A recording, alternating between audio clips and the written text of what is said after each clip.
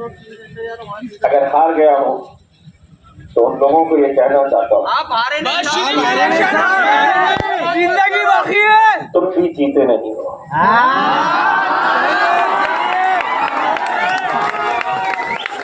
तुम जिंदगी भर जब भी कभी ईमानदारी के साथ अपने दिल पर हाथ रखेंगे तो जिंदगी भर तुम्हें ये दर्द सताएगा कि ये से मुसलमानों की क़यादत खत्म करने में मेरा भी हाथ था। ये गुनाह लेकर तुम जिंदगी भर जिए। अगर तुम्हारा ज़मीर जिंदा है तो तुम्हें यह एहसास बार बार होता रहेगा। आज इम्तियाज जलील अगर हारा है तो शायद तुम इस बात की खुशी मना रहे होगे।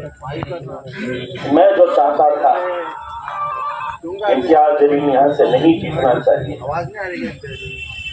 उसमें तुम्हें कामयाबी मिल गई होगी। लेकिन एक बात कहना चाहता हूँ, संदीपान भुमरे जीतने के बाद भी इतनी सारी मोहब्बत वो लोगों की नहीं पा सकता कि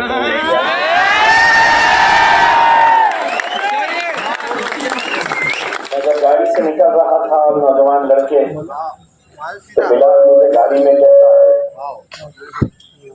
डैडी ये मत सोच। ने इस हद तक भी चले गए थे कि इम्तियाज जलील कादियानी है। यहां तक इल्जाम मैंने बर्दाश्त किया था,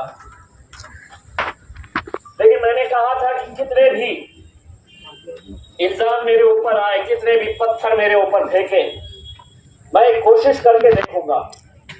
और अल्हम्दुलिल्लाह हमने जब कोशिश किए तो पूरे हिंदुस्तान के अंदर हलचल। औरंगाबाद जैसे शहर से जो शिवसेना का गढ़ कहा जाता था, वहां से इम्तियाज जलील जीत कर आया। 2019 में टेलीविजन के ऊपर जब खबरें चलाई जा रही थी महाराष्ट्र में कौन कितनी सीटें जीते, इससे ज्यादा बड़ी खबर यह थी कि महाराष्ट्र के औरंगाबाद शहर के अंदर MIM का इम्तियाज जलील जीत कर आया है।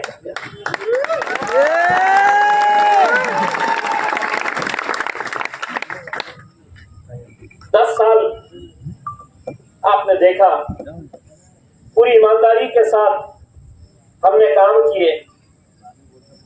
जहां जिस मुद्दे को उठाना है उस मुद्दे को उठाए। पार्लियामेंट के अंदर पिछले 20-30 सालों का रिकॉर्ड निकाल कर देखिए, किसी ने इतने मुद्दे नहीं उठाया जितना हमने उठाए। और अल्हम्दुलिल्लाह ये हमारी जुर्रत थी, हमारी हिम्मत थी, हमारी ताकत थी, आप लोगों की वजह से कि जिस पार्लियामेंट के अंदर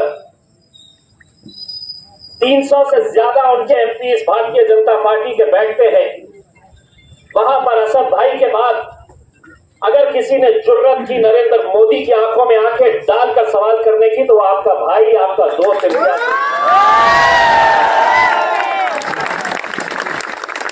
अभी कुछ दिन पहले जब उत्तर प्रदेश का योगी आदित्यनाथ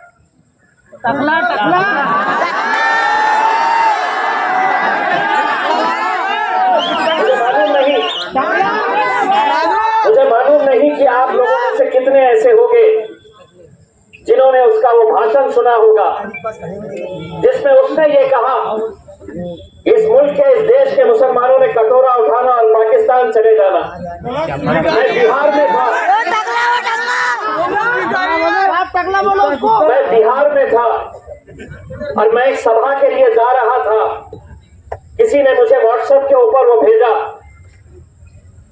और वो सुनने के बाद एक अलग राज्य के अंदर जहां पर हुकूमत कोई और है, मैंने कहा कि मैं स्टेज पर जब चढ़ूंगा तो मेरा भाषण शुरू करने से पहले इस तखले का जवाब दूंगा।